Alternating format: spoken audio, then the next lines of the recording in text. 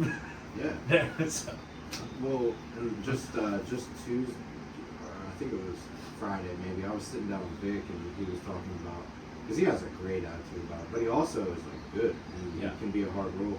And he said, he's like, yeah, me and Derek were talking about you, and he said, you have like, he's like, seems like you're always laughing, like win or lose. He's like, and seems like he's like I think that's what you should do is like not care. And I was like, well, I do care. right. Like, don't take it as I don't, like, I'm just, Right. like, have no feelings towards, because the same thing will happen to me. But I just, like, dude, 12-step recovery is, like, take inventory, clean house. It's, like, all the time, like, mentally. Right. And, do they tell you to do that daily? Yeah, Is it daily inventory, yeah. And, like, some people do, some people don't. To me, it was just embedded in my head, like... What does that mean? Like, is it a journal thing or something? It can be. Yeah. It's more like, however you reflect. And to me, like what I do personally is I'm like a spot check inventory guy where, like if I have, it wasn't always jiu-jitsu, but like if I have an exchange with someone who either said something to me that pissed me off or hurt my feelings somehow, and I either internalize it and don't like the way that makes me feel, or I lash back out and say some stuff and I take it too far, Yeah. and I'm like, fuck. You know, like in the moment I'm like, hell yeah, I took up for myself. But then after everything settles, I'm like, I really shouldn't have said that or reacted that way. Huh. Then like usually when things like that happen, I'll go to bed thinking about them, and I wake up and they're like on my mind. And then I'm like, this needs to be addressed. And if it's something that I just internalized, then I just need to take a look at like, hey, what part of me was it that even got hurt and why? You know, Yeah. and like what is my part of this? Usually it's just me being flared up about some kind of insecurity. And in jiu-jitsu, the way that is I developed this somewhere in my prison somewhere, but like if it's sometimes it's not exactly what is said or done to me that makes me so mad or hurt. It's like, how am I being perceived by the people who see these things happen? So if that's true. If I'm in jail and some guy calls me a bitch, it's not even so much that I care so much about that word, but it's about like all people seeing him do that. So now I feel like I have to act in a certain way, Yeah. or something. And then in jiu-jitsu, I think that people care that I'm like losing, or I'm held to some expectation in my head. And most people just really don't care as much as me. Yeah. So I have to like remind myself of that. And then I try to make if I lash out to someone, I will go fucking say what I have to say. Right. And that just cleans my side of the street, because if I keep piling stuff like that up, it turns into this whole other... Cleaning your side of the street, I like it. Yeah, trying to keep my side of the street clean. Whether they accept it or not. You're right. Hey, Right. what happened the other day, I shouldn't have reacted that way. Just know that, you know what I mean? Yeah. And if they're like, yeah, get fucked, I'm like, okay. You know what I mean? Right. And that's fine. Cool, dude. But I clean up my side of the street, so I don't have to go to bed worried about this tomorrow. That's Yeah. fine, you know. So, but yeah, jiu-jitsu's like that too, dude. Like, it is. I don't know. I don't know. But it's tough though, because it's like, you know, it's literally like a sport or a practice that's about winning. You know. Yeah. I guess. I think it's like at least the competition aspect is like you're literally trying to win. Yes. So. Yes. I don't even know if I want to be a competition guy. You know, like. That's okay, man. Yeah. It's okay. I'm not saying I'll never do it again. Like, there's parts of me that want to, like, I want the benefits that come with competition. Right. But I don't care so much about being, like, a competitive jiu-jitsu practitioner. I get it. Yeah. I get it. It's not like I'm doing competitions every weekend. Sure. Even that many. But I've thought to myself, like, sometimes in my head, I'm like, I bet if I did one once a month for 6 months, that if I came out of it not hurt, you know, like I think I would develop something. Yeah. You know, autism or something. Dude, no. Even just that last little competition we did at Fuji in November, that was number 4 for me, and I'll I like to compete for that exact reason. If I'm healthy, then I'll find more opportunities in the future. They have masters.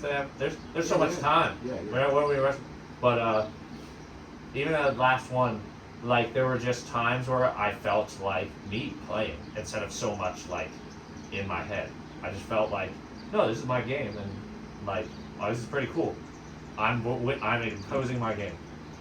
You know, that's all you really want to feel is like you fucking are used to dancing in front of people or something. You know what I mean? Yeah, and Uzi would say stuff like that. He'd be like,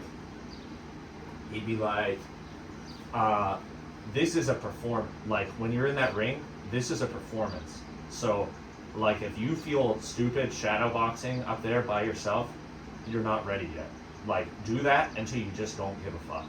Like until you're just here, not worrying about if you're afraid or why or this or you know. And that is literally all I've ever wanted, specifically with fighting.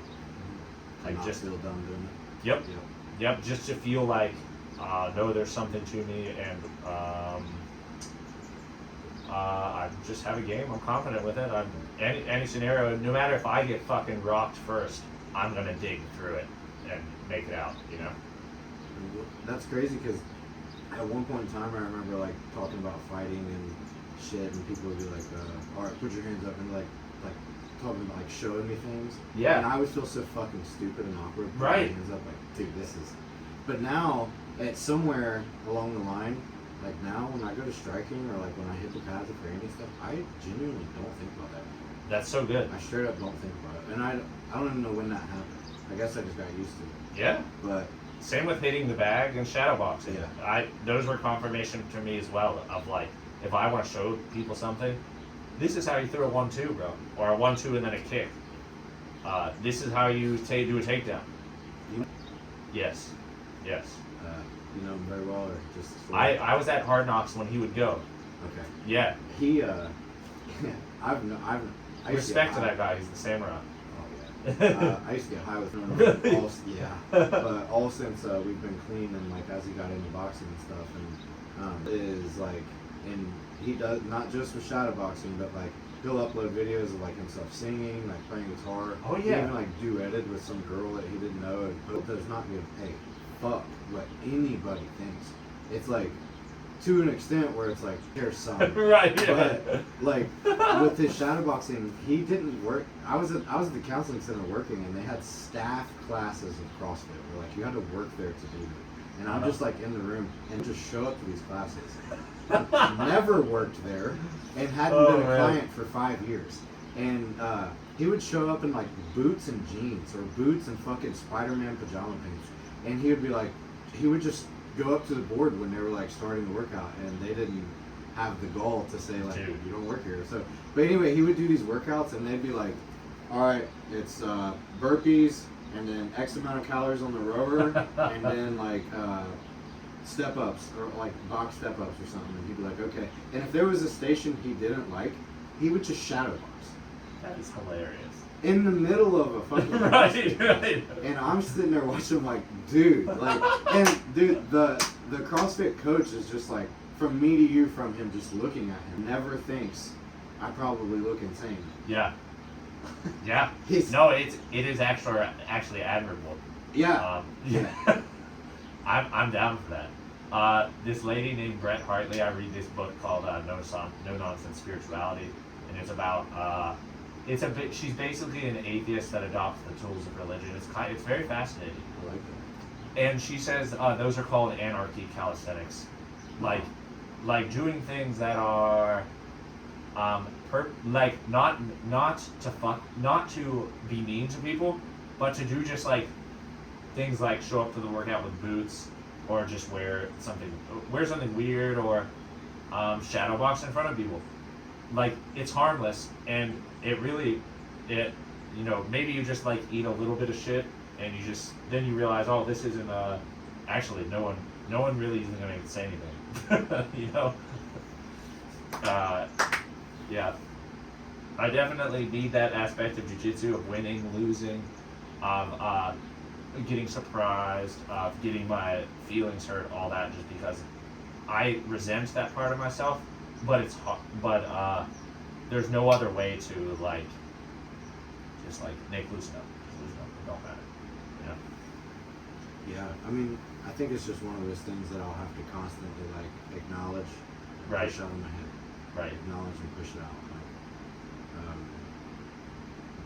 I mean, and in all reality, even your brother said something one time on a post that I made, which I thought was fucking just poetic. He's like, because I was talking about sucking at Jiu Jitsu, and he said, "Brother, you're a white belt. By definition, you're supposed to suck." And I'm like, dude, yeah, like that is hilarious. So you know, like when Michael, he jumped up into a triangle and locked it, brother, and like I was like attempted to get out, and I just tapped, and I was Sure. like, bro, good job. Yeah. And in reality, it's like 1 strike, 3 strikes. It's like you're white belts. Yeah. You're fucking white Yeah. belts, so it's not that big a Even though it'll happen to everybody. deal. Mm-hmm. And purple belts, blue, purple, brown, black. It'll happen. And like, you just have to, like, are you Epictetus? I really like this one passage from the Discourses where he says, "Are you a part of the process, or do you think you're just like a god and separate from it? Like, if you think you're separate from the process that everybody else has to fucking go through, then you're gonna be devastated when you're sick or you get hurt. It's like, but if you know you're part of the process, then you're like, oh, well, this happens all the time, actually. I'm actually not that special. I've got to do the push-ups just like everybody else, and this is going to make me better." You know? I love that passage, dude, because, yeah, we get to, everybody's got to go through stuff. Yeah. Everybody get nagging injuries, everybody will get a bigger injury. It seems like it's the end of the fucking world, but it's really not. People recover from it all the time. Even really fucking bad injuries, people recover from it all the time. Yeah. I just messaged Michael the other day and asked Did you? him about the knee and stuff, and I've been hitting him up. he said it sucked and it was ACL and stuff, but I was like, yeah, it's everybody takes their turn. You're right, right. Getting hurt, some are worse than others or whatever, but I was like, I can think of more than a few champs who went through knee surgeries. Oh yeah. I mean, Gordon Ryan, he tore his LCL and competed at ADCC that year. Yeah. And like after, and then Dude. Nicky Ryan tore his ACL and like MCL, and the competition was like a week away, and he went ahead and just competed, and then got the fucking surgery. Yeah. So, you know, Yeah. it's not, doesn't mean it's over.